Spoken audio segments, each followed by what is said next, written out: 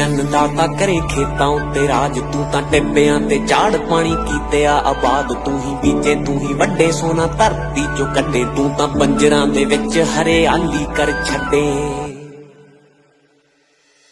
तैथों चलदे बाजार तैथों चले घर बार, बंदा हौली हौली हो जे डिग डिग के सवार। एह जिंदगी उधारी उस रब तो ले आए, ओनू जित के मोड़ांगे असी हार नहीं आए। कल्ला कल्ला जी के जाना जो